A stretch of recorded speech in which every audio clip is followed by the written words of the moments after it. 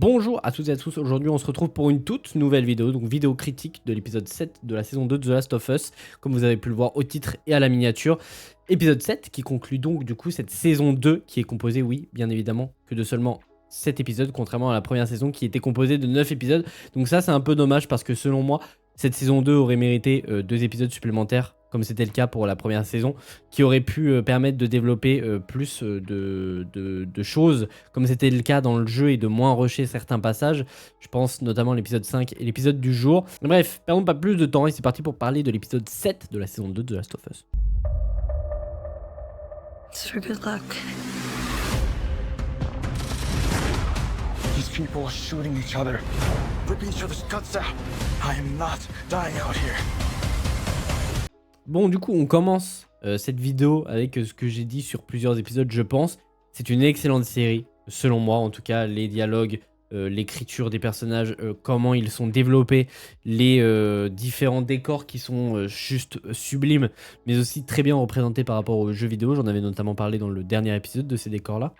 Mais dans sa globalité, c'est une excellente série, même si, selon moi, c'est pas une très bonne adaptation. Donc j'y reviendrai dans une vidéo plus détaillée, notamment qui sortira ce dimanche-ci, si je dis pas de bêtises, sur une critique globale de la saison 2. Donc n'hésitez pas à vous abonner pour voir celle-ci et pour voir toutes les vidéos qui sortiront, parce qu'il y a beaucoup de trucs qui arrivent très prochainement. Mais un épisode très bon, notamment concernant Jesse qui est pour moi le personnage qui ressort le plus de cet épisode. On a des dialogues avec Dina, on a des dialogues avec Ellie qui sont franchement très intéressants à plusieurs moments. C'était franchement très cool.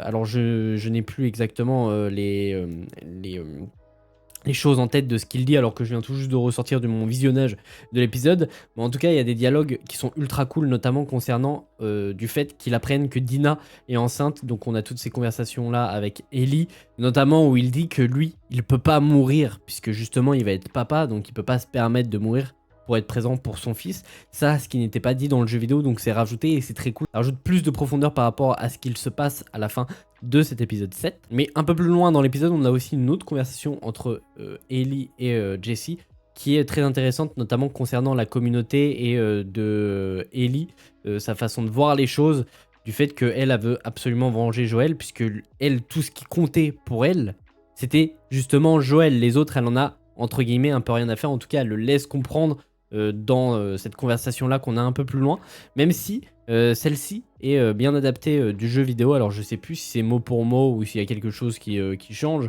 mais en tout cas le lieu est différent, puisque cette conversation-là a lieu à un moment donné où justement les personnages sont à un endroit où il y a beaucoup de wolves, où justement il y a un bateau que Ellie a besoin d'emprunter pour pouvoir aller à cet aquarium. Là c'est pas du tout le cas. D'ailleurs ce bateau-ci, dans cette saison 2, dans cet épisode-ci du moins, excusez-moi, elle le trouve ultra facilement et c'est trop dommage. Il y a aussi un autre truc que je trouve dommage, alors excusez-moi si ma critique est un peu décousue, je suis vraiment désolé, je suis vraiment fatigué, et, un mal de crâne immense, je suis un peu malade. Mais toute cette partie où on met en place justement un truc qui arrive bien plus tard dans le jeu, qui arrivera du coup dans la saison 3, donc dans la partie d'Abby, comme ça peut nous laisser entrevoir la fin de cette saison 2, de cet épisode 7, et de ce qu'a pu dire Craig Mazin, donc showrunner de cette série. On nous met en place justement tout un débarquement, entre guillemets, je vais pas en dire plus pour ceux qui n'ont pas fait les jeux vidéo, mais tout ça, ce qui est mis en place et tout, je trouve ça trop dommage. J'aurais préféré que ces scènes-ci, en fait, on les voit dans la saison 2, dans la saison 3, excusez-moi, puisque ça, en fait, c'est des scènes complètement inédites qui n'étaient pas vues dans le jeu vidéo. Donc ça aurait pas été dérangeant de le mettre dans la saison 3 au moment où justement cette action a lieu, puisque là du coup à un moment donné dans l'épisode on voit une explosion sur une île, on voit des flammes et tout, et ça nous tease un peu ce qui va arriver dans la saison 3, et je trouve ça dommage. J'aurais préféré qu'on ne le voit pas et qu'on découvre tout ça du coup au moment où ça arrive dans la saison 3. Ça aurait rajouté un peu plus de surprise en fait, puisque là du coup on s'attend à ce qui va arriver.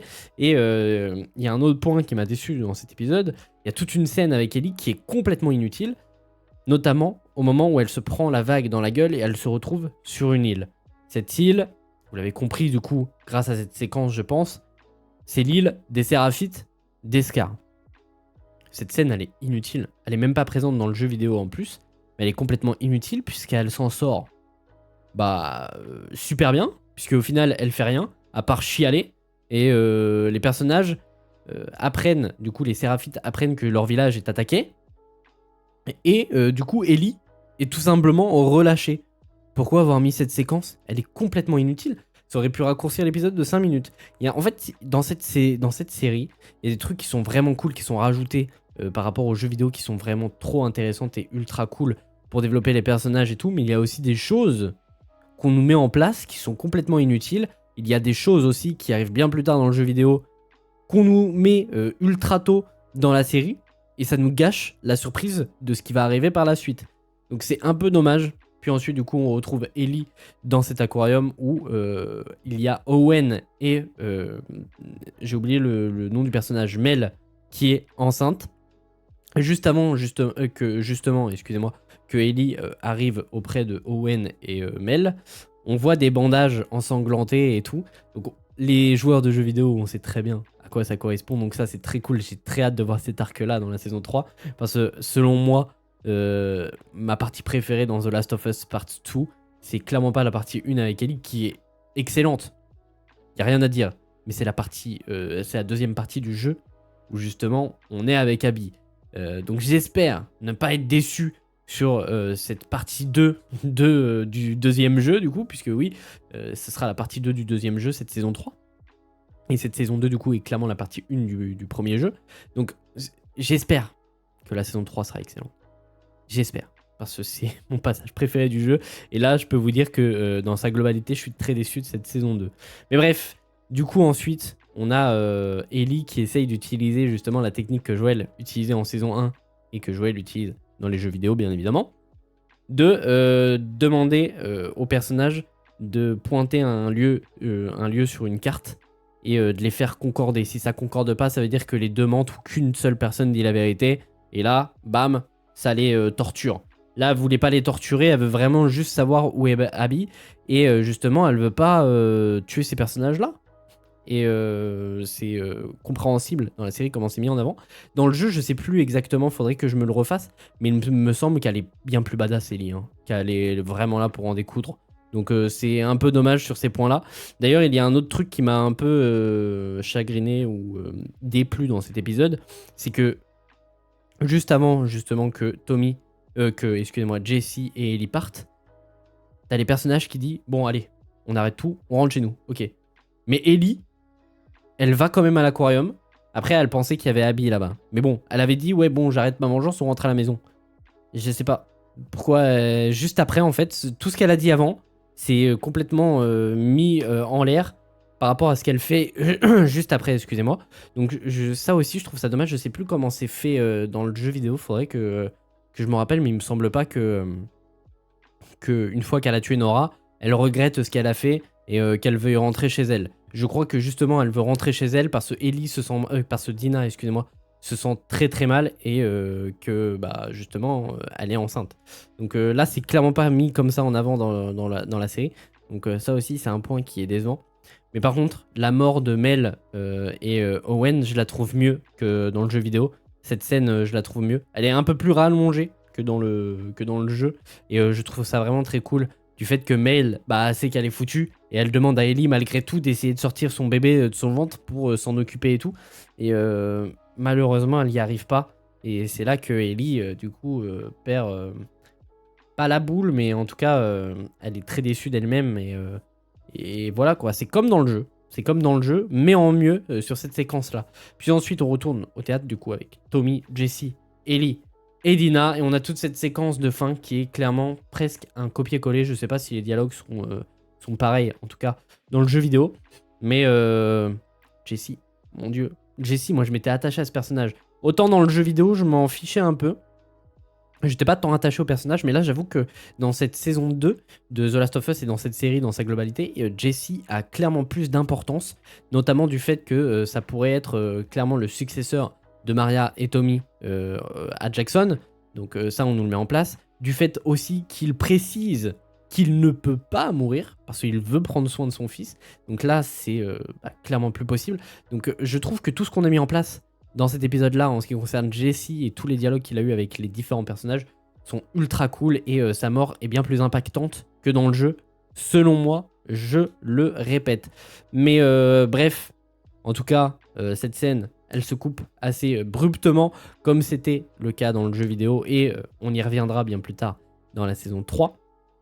Mais ensuite, du coup, on a une petite séquence où on voit justement Abby qui est au stade, alors je sais plus où c'est, je pense que c'est à Seattle. Bah, de toute manière, il y a écrit Seattle jour 1, donc on va reprendre le même aspect qu'on avait dans cette saison 2, dans cette partie 1 du jeu vidéo.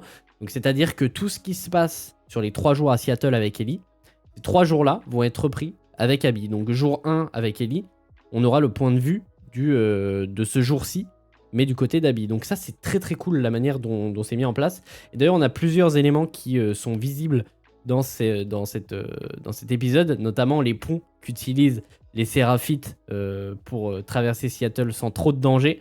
Je vais pas en dire plus. De toute manière, vous voyez l'image actuellement à l'écran si j'ai bien fait mon boulot au montage. Mais ça, c'était très cool. En tout cas, j'ai capté le clin d'œil direct. Donc c'était très cool à voir et j'ai très hâte de plus les voir dans cette saison 3. J'espère que ce sera bien fait. Voilà, cette saison 3, elle n'a pas le droit à l'erreur. Parce que cette saison 2, elle était assez décevante malgré tout. Malgré que ce soit une très bonne série. Hein. Et moi, je suis trop attaché aux jeux vidéo. Mais bref, je pars un peu en couille dans tous les sens. Donc, je suis clairement désolé. Je vais revenir sur un tout dernier point. C'est Abby. Abby, je n'arrive toujours pas à y croire. Je n'arrive toujours pas à y croire. Je sais pas, j'ai un problème avec ce personnage. En fait, l'actrice est bonne, mais elle n'a pas la carrure pour incarner ce personnage. Parce que dans le jeu vidéo, c'est clairement une armoire à glace. On a peur d'elle, quoi. Chaque patate, tu sens qu'elle peut te mettre KO en une. En un coup de poing, de fou KO, quoi. Là, vraiment, on ressent pas. Et du fait que les personnages ont peur d'elle, je sais pas, je trouve ça pas crédible. Même quand elle s'énerve, je trouve ça pas crédible. Je sais pas, l'actrice est très bonne, mais elle est pas faite. Elle a pas la carrure, en tout cas, pour ce rôle. Mais bref, en tout cas, vous l'avez compris dans sa globalité, cette saison 2 m'a déçu, même si j'ai beaucoup aimé, hein, je tiens à le préciser, j'ai beaucoup aimé cette saison 2, même peut-être mieux que la saison 1, parce que c'est plus rythmé et ça fait plaisir, parce que pour les joueurs du jeu vidéo, du coup, on connaît l'histoire par cœur, donc du fait qu'on ait un peu plus de scènes d'action, avec des infectés, avec des wolves, avec des séraphites, d'ailleurs ça aussi, autre point dont je suis déçu, les séraphites, j'aurais aimé avoir un affrontement entre Ellie et les séraphites, là c'est pas le cas. Enfin, il y a un léger entrevue, mais j'appelle pas ça un affrontement dans cet épisode. Mais bref. This is not our war.